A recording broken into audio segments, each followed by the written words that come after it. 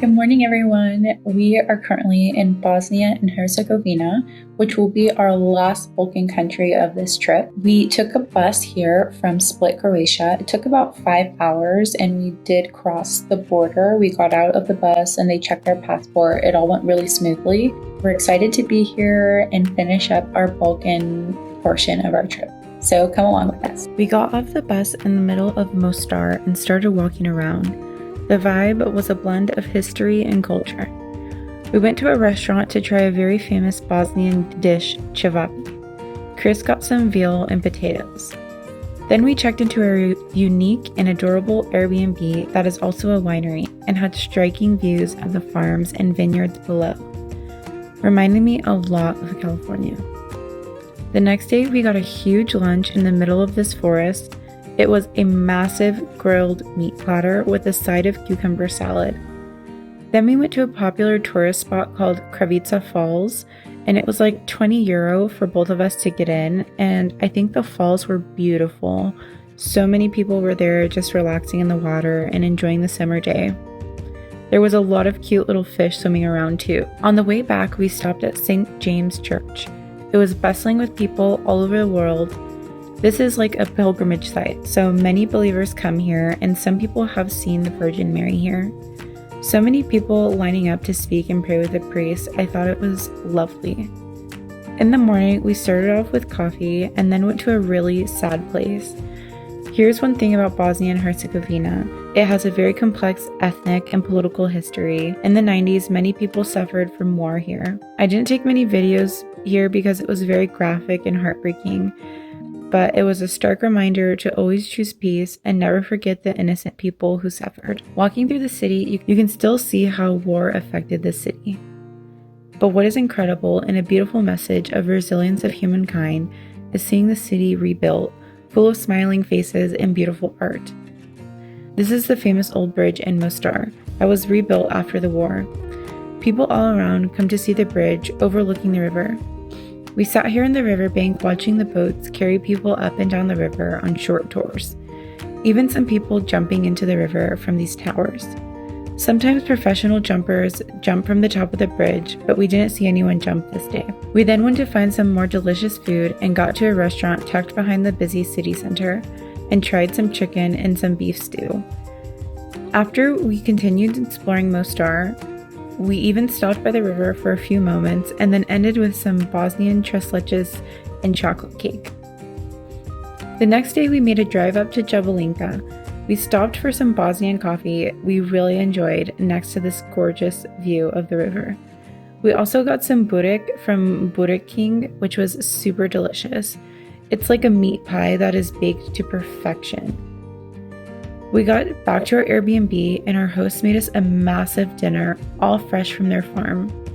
I love the bread. It was like fried and light, and the tomatoes here are just incredible. Every time we finished one dish, they brought more and we were not complaining. Really, everything was so yummy. Early in the morning, we drove to Konjic. This turned out to be a super adventurous day. We met up with a group of people we would be following their raft on our little canoe. The journey was like 14 kilometers and it was all so much fun. Very gorgeous scenery of the Neretva River. We stopped multiple times for lunch and for a refreshing swim. This is the coldest river in the world at the starting point, but we didn't feel too cold with our wetsuits. The journey wasn't all relaxing floating down river. We did go through like 5 or 6 exhilarating rapids, but we were too focused on not tipping our boat, so I didn't record any of that. Getting to the end, we felt so accomplished and grateful for the journey. That evening, we made it to a place called Oz, unaware how much this place would impact us. Our hosts Saeed and Alvina have the incredible, unique garden and passion for nature and sharing its beauty with others. We spent so much time here walking around, admiring their work. Then we decided to go in the afternoon to visit Balaj. There's a monastery here built near the river. To go in, you have to cover your hair. This place is very spiritual and people who visit still pray here, but it's also kind of like a museum into the times people lived here and studied here in the 15th century. We walked to the other side of the river to get a better view of the monastery. Then we went to a place described often as a mini Kravica Falls. It's called Kokusa Waterfall. Here we had a light lunch. Again, everything was delicious, and I can't stress this enough. The tomatoes here are amazing. And look at this view of the waterfall from the table. It was just amazing here. After we walked around and enjoyed the nature and the forest, we made it back in time to learn how to cook a traditional Bosnian dish with the amazing family we got to stay with. And every vegetable was fresh from their incredible garden, which made the meal taste magical, because we learned how much love and care goes into the art of growing your own food. In the morning, we had a fresh and delicious breakfast with fruits and veggies, eggs and cheese, all the things you want to have in your belly before an adventure. After, we went with our friend Saeed to learn about the 7 rivers flowing through this region that are endangered due to construction of dams and trash. First, we went to Bunica. The source of the water comes from underground. Then we went to see where 2 rivers meet. After, we drove to this little oasis hidden in the forest, and this was just breathtakingly beautiful. We spent a lot of time here, just enjoying the water and the beauty of the place. The water was so cold, but it was also really refreshing. But there was so much opportunity to just sit here in the shade and just be grateful for our planet and this beautiful piece of nature right here.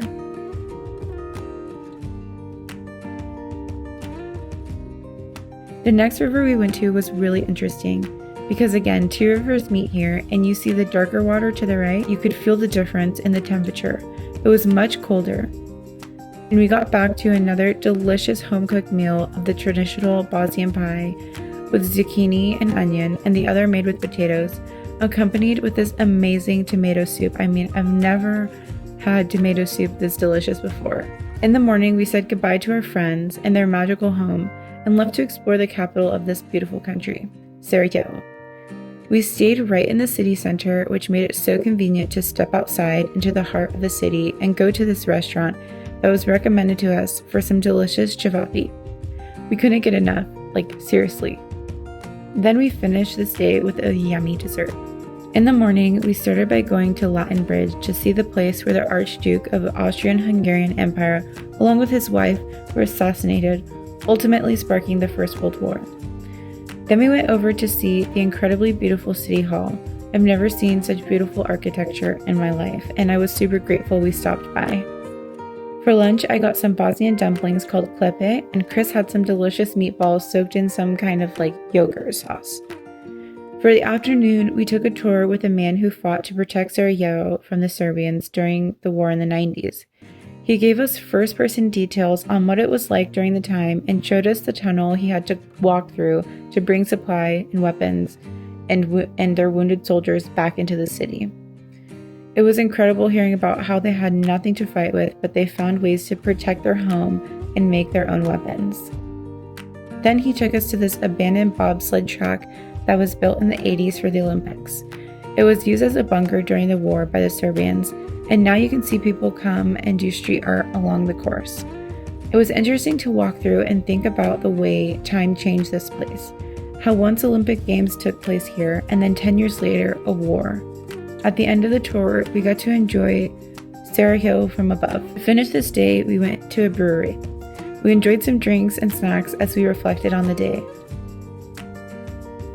We woke up to rain and had a lazy day here. We did, however, manage to get out and try some more Bosnian food, yet again delicious and savory. Then we visited a new attraction called Planet Sarajevo, a museum that opened just a few weeks ago that offered a beautiful look into happy times in Sarajevo. We learned all about the music created here and the Olympic Games that took place here in the winter of 1984. I love positive history. It was a really nice way to end our time here. We had such an amazing time in Bosnia. We met so many incredible people and ate so much yummy food, and I can't wait to come back here again. Thank you guys so much for watching. See you in the next one. Bye!